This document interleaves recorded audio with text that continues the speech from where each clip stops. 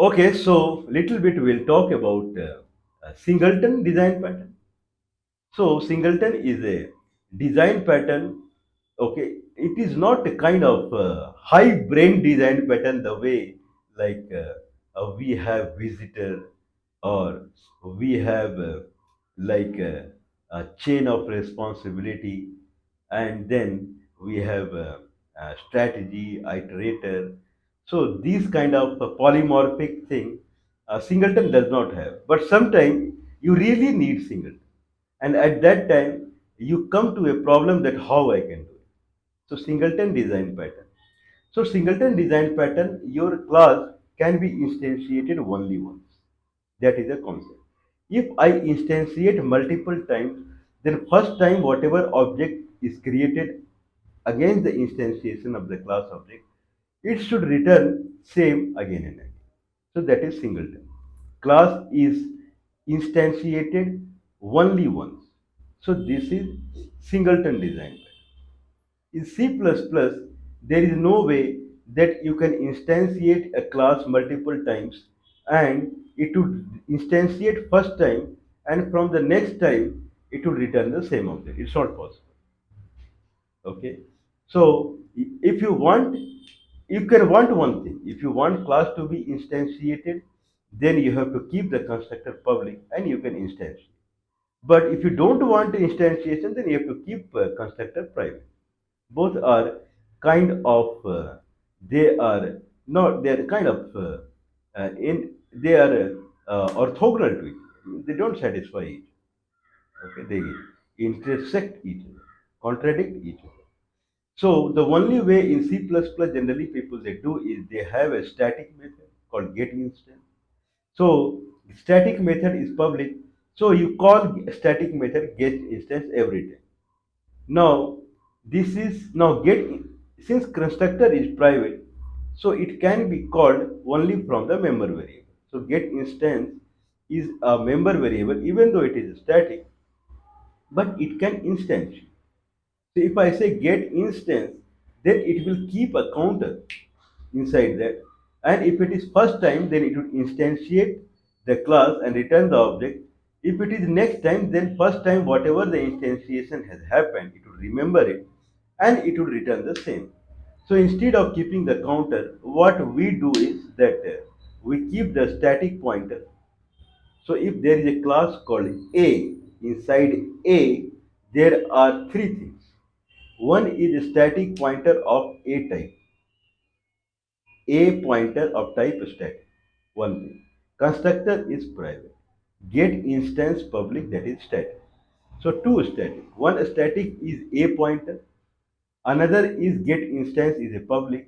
That is also static. And constructor is private. If I say so, the static A pointer is null at the beginning. So when I say get instance, then it check the static A pointer. If it is null, then it would instantiate and it is assigned, and later on it would keep returning there because it is not null. So that is the concept of the singleton design pattern. But it is better in Python. If we see Python, then here it is a kind of a better concept. So in Python, when you see the Python, then if I say that I equal to A is a class name. So I equal to A braces. So I am instantiating class A. Okay. I keep on saying I equal to A and braces. If I do this, keep on saying I equal to A braces, the first time it would instantiate I and second time it would return the same. Okay, but Python is better in a way that the syntaxes are same as we create the classes. It's not different to what we see in C++ where we have a static inside and then through get instance we have to get the object and then constructor private we set. So Python, whatever person is doing, same thing he would do. I equal to A, class A and braces. So he is the way he is calling to create the instance of the object. He could keep calling, but every time if he does ID on the I, he gets the same because it is singleton. How to implement it? So in Python, there are special methods against what we chit chat we do. So if I say capital A, that is the name of the class, and then two braces, the way we instantiate the class. If I do like this, then it make a call. So it believe that it is a function call. So there is a emulation of function call in Python against a class. If we make a kind of a function kind of a call, so it would go in a special method call underscore underscore call underscores underscore.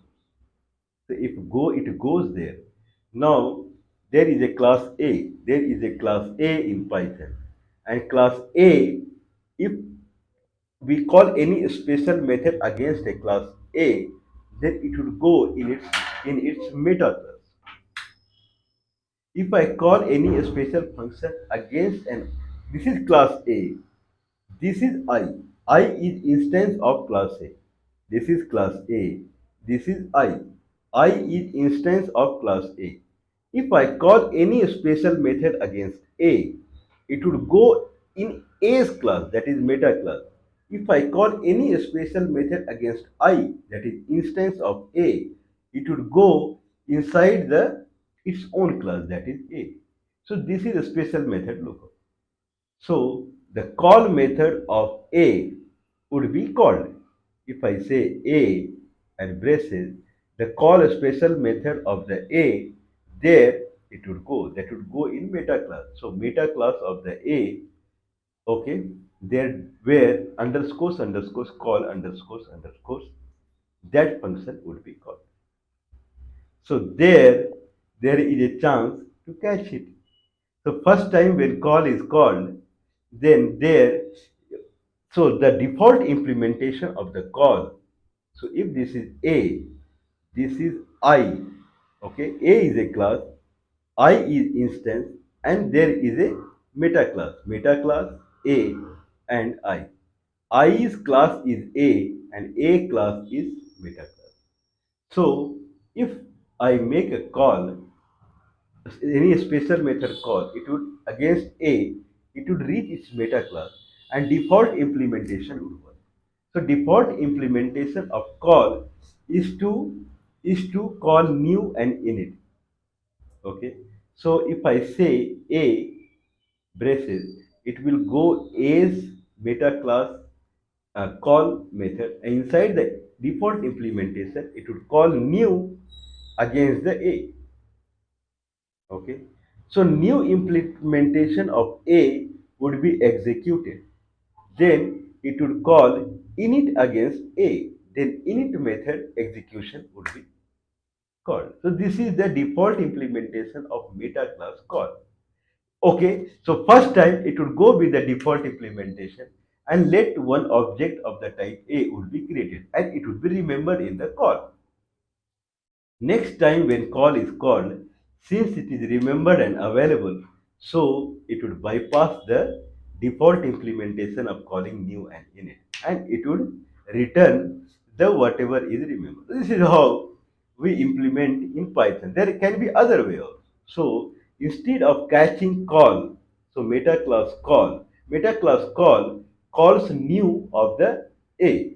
So in A's new, we remember this. But idea in C++ or Python, the concept is same. When you create the object first time, then you remember it. When you call it again, check it that it is already created and return the same. So the class A has two user defined functions, new and init. Okay, if I call uh, function call against A, it goes to meta class call function. Meta class call function default implementation is to call class A new and init. So we can catch in the call there, or in the new we can catch.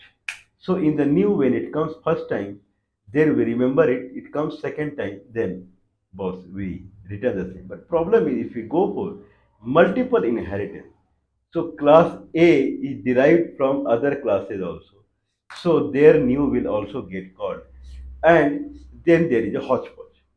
So better class A meta class would handle it. So this is the way we do the singleton in Python. But singleton has what is the need of the singleton? That question comes next.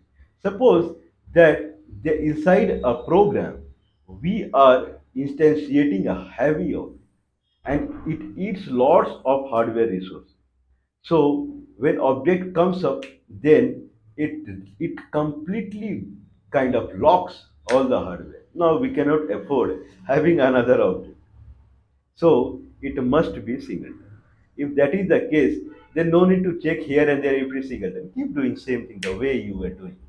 So every time you kind of instantiate, you get the same singleton object. You can work.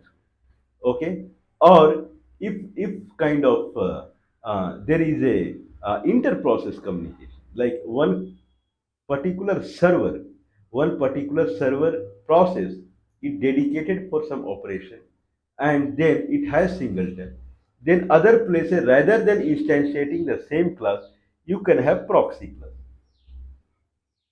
Okay, I have a process and it has a instantiated. A is very heavy. Inside this class, if I keep on instantiating A, we get the same object. But in other processes, I need A. Okay. So they cannot instantiate through some way. Okay. How through some way? Because now they cannot instantiate. If they want, they have to communicate to the already running server process. So they will have proxies. So proxies, they provide same interface as A provides. So they can lavishly create a object, and when they call the methods against A, the proxy would simply through IPC it will send the request to the already server running process. Whatever it receives, it returns. So all 100 processes, they have instantiated thousands of A happy. Okay, and all are lightweight objects.